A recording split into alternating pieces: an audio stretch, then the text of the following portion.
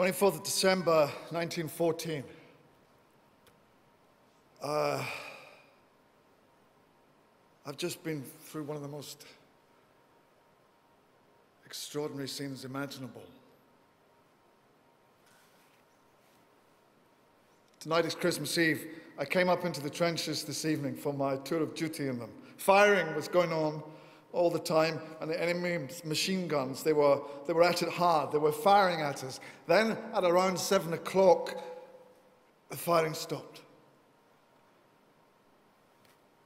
I was in my dugout. I was reading a paper. The mail was being dished out. It was reported to me that the Germans had lighted up their trenches all along our front. We had been calling to one another for some time, Christmas wishes and other things. I went out and I shouted, "No shooting!" And then somehow the scene became a peaceful one. All our men, they got out of the trenches and they sat on the parapet. The Germans did the same. And they talked to one another in English and in broken English. I got on top of the trench and I talked German, and I asked them to sing a German Volkslied, which they did. Then our men sang quite well, and each side clapped and cheered. I asked the German who sang a solo to sing one of Schumann's songs. So he sang The Two Grenadiers splendidly. Our men, they were a good audience. They really enjoyed his singing.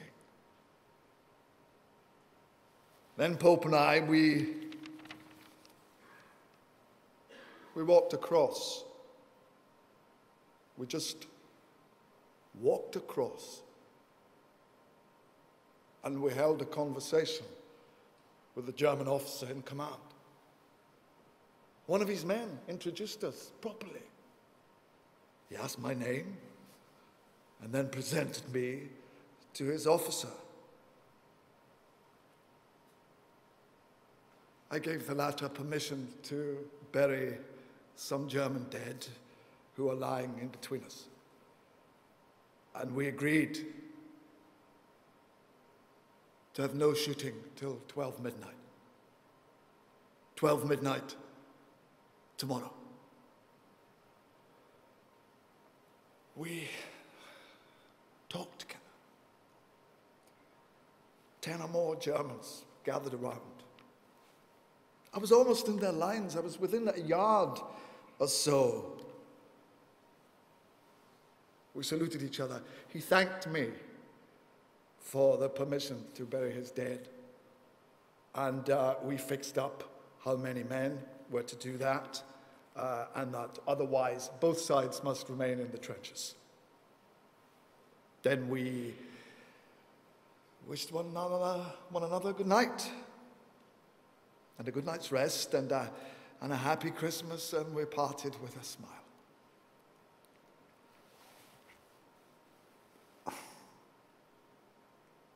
I got back to the trench.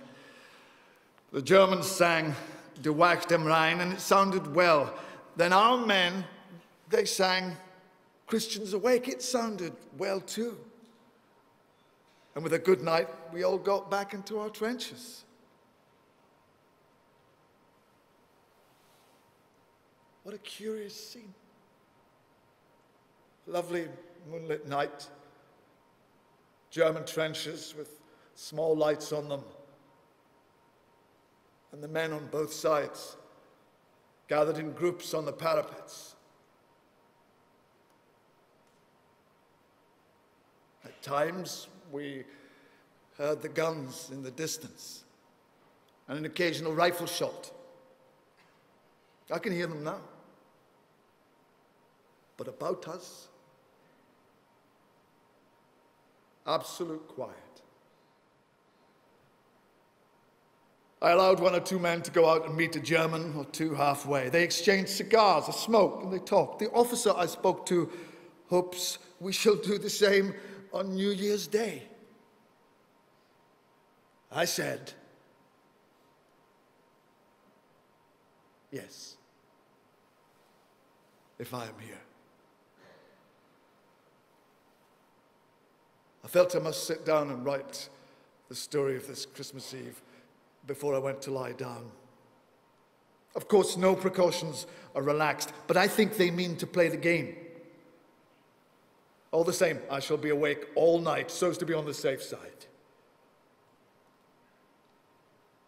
It's weird to think that tomorrow night we shall be hard at it again.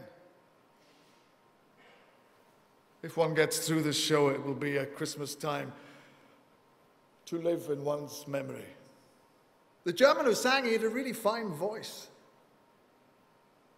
I'm just off for a walk around the trenches to see that all is well. Good night.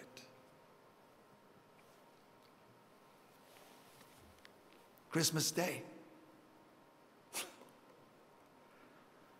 We had an absolutely quiet night. In front of us, though, well, just to our right and left, there was sniping going on.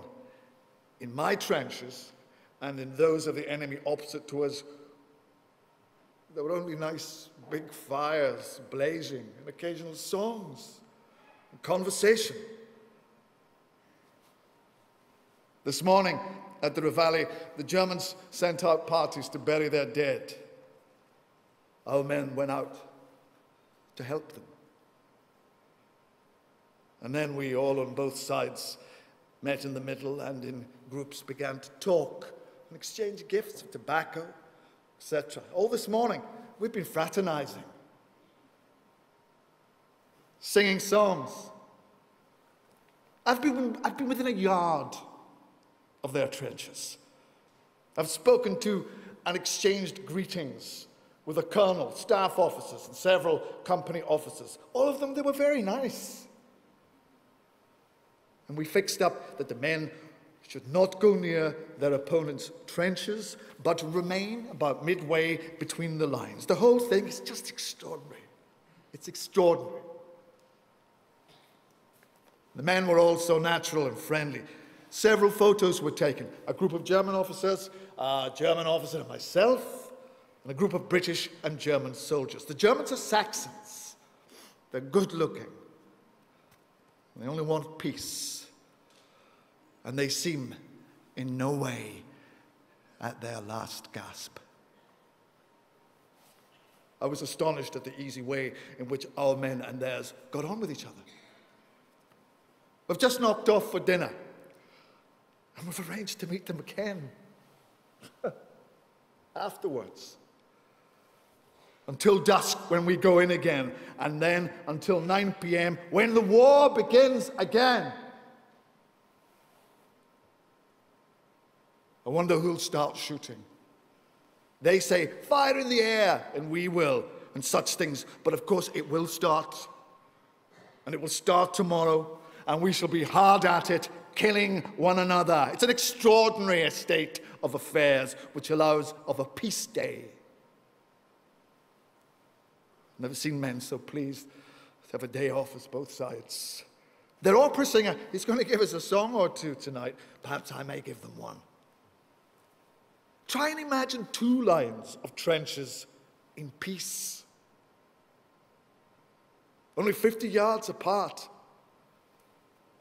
The men of either side, they've never seen each other except perhaps ahead now and then. And they've never been outside in front of their trenches. Then suddenly, one day, men stream out and they nest in friendly talk in the middle. One fellow, a married man, he wanted so much a photo of Betty and Nancy in bed, which I had. I gave him it because I had 2. And he seemed to show it all around, as several Germans told me afterwards about it.